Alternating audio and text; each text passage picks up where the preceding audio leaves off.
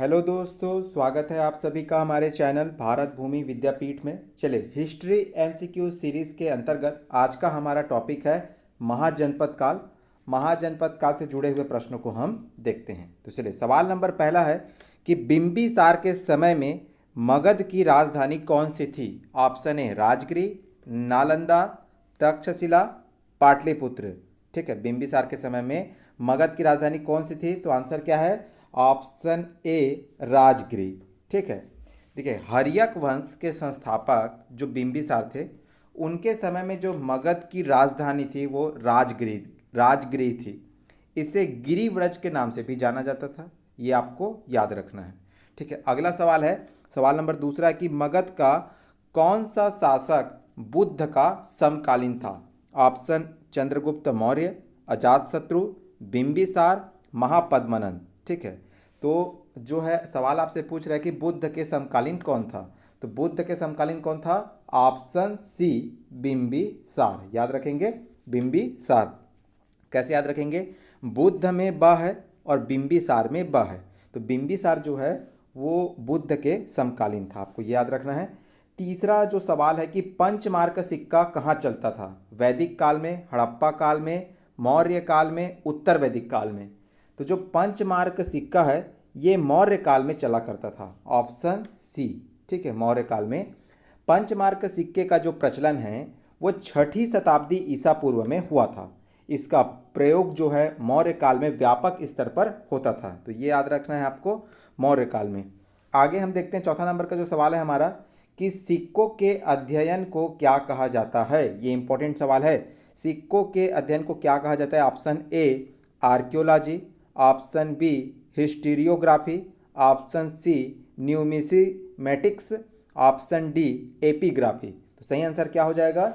Option C numismatics.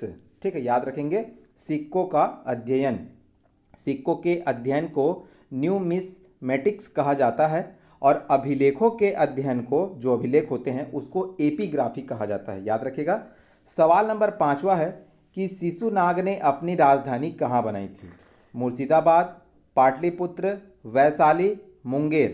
ठीक है, शिशुनाग ने, तो शिशुनाग ने कौन सी राजधानी बनाई थी? ऑप्शन सी वैशाली को। ठीक है, याद रखेंगे। देखिए, इसको भी कैसे याद रखेंगे? शिशुनाग, वैशाली। ठीक है, जो है मुर्शिदाबाद तो हो ही नहीं सकता, आपको भी पता है, तो जो है वैशाली, पाटलिपुत्र, राजगिरी, ये इसी तरह के जो ऑप्शन होंगे उसमें आप कंफ्यूज होंगे। तो याद रखिएगा, शिशुनाग में जो स है वैशाली में भी वही स है, ऐसे याद रखेंगे। शिशुनाग ने अपनी राजधानी कहाँ बनाई थी? वैशाली में। सवाल नंबर छठवा है कि प्राचीन काल में किस जनपद की राजधानी उज्जैन थी? आपको बताना है कि उज्जैन किसकी राजधानी थी? अवंती, कोसल, कौशाम्बी, राजगीर। तो सही आंसर क्या हो जाएगा? Option A Avanti. अवंती की राजधानी क्या थी? उज्जैन थी। याद रखेंगे, जो आधुनिक जो मालवा का क्षेत्र है ना, अभी मध्य प्रदेश में आधुनिक जो मालवा का क्षेत्र ही प्राचीन अवंती महाजनपद का क्षेत्र था। यह महाजनपद दो भागों में बटा होता था। पहला है उत्तरी अवंती, दूसरा है दक्षिणी अवंती। उत्तरी अवंती की जो राजधानी है वो उज्जैन है और दक्षिणी अवंती की जो राजधानी है वो महेशमती हुआ करती थी। ठीक है, महेशमती, याद रखेंगे। आगे सवाल नंबर सातवां है, पटना शहर का प्राचीन नाम क्या है? ये तो आप सभी को पता है, ऑप्शन ए पाटलिपुत्र। उसके बाद देखते हैं सवाल नंबर आठवां है कि उज्जैन का प्राचीन नाम क्या है? अवंतिका, तक्षशिला, कान्यकुब्ज, धान्य घटक। तो क्या है इसका आंसर? भी एकदम इजी, अभी हमने देखा था, ऑप्शन ए अवंतिका। सवाल नंबर नौवां है, किस शासक द्वारा सर्वप्रथम पाटलिपुत्र का राजधानी के रूप में चयन किया गया? मतलब किसने पाटलिपुत्र को पहली बार राजधानी बनाया? ठीक है, option A Ajatashatru, option B Kalashoka, option C Udayana, option D Kanishka. इस चैप्टर का सबसे इंपॉर्टेंट क्वेश्चन यही है, तो क्या है इसका सही आंसर? Option C Udayan. याद रखेंगे, उदयन बहुत उदार था इसीलिए पाटलिपुत्र को राजधानी बनाया था। उदयन बहुत उदार था इसीलिए पाटलिपुत्र को उसने राजधानी बनाया था, याद रखेंगे। उसके बाद सवाल नंबर 10वां है कि मगध की जो राजधानी इसमें से कौन सी थी? मगध की पाटलिपुत्र, वैशाली, गिरिव्रज या राजगिरी और चंपा। ठीक है, तो इसमें से सही आंसर क्या हो जाएगा? जो मगध की राजधानी थी वो क्या थी? ऑप्शन सी हो जाएगा यहाँ पे। ठीक है, यहाँ पे मिस्टेक हो गया है, 2 बार बी आ गया है, तो इसका क्या हो जाएगा ऑप्शन सी जो है मगध साम्राज्य की जो राजधानी थी वो क्या थी, गिरिव्रज राजगिरी। अभी हमने ऊपर देखा था मगध साम्राज्य पर शासन करने वाले प्रथम राजवंश के विषय में जो बौद्ध ग्रंथ हैं और पुराण हैं उनमें अलग अलग विवरण मिलता है। पुराणों के अनुसार मगध पर शासन करने वाला जो पहला राजवंश था वो बृहदत्त वंश था। इस वंश का पहला राजा जो जरासंध था जिसने गिरिवज को अपनी राजधानी बनाई। वहीं बौद्ध ग्रंथों के अनुसार मगध का प्रथम शासक बिंबिसार था, यह हर्यक वंश से संबंधित था, याद रखेंगे। इसके पश्चात जो अजातशत्रु हुआ वो मगध का शासक बना। तो हमको यहाँ पे याद रखना कि मगध की राजधानी कौन सी थी, गिरिव्रज या राजगिरी, ये प्राचीन राजधानी की बात कर रहे हैं। आगे हम जो है सवाल नंबर 11, शिशुनाग ने किस राज्य का विलय मगध साम्राज्य में नहीं किया, अवंती, वत्स, कौशाली, कौशल और काशी। तो इन चारों में से किसका विलय शिशुनाग ने नहीं किया, अवंती का किया था, वत्स का भी किया था, कौशल का भी किया था, ऑप्शन डी काशी का नहीं किया था, याद रखेंगे ऑप्शन डी काशी का नहीं किया था।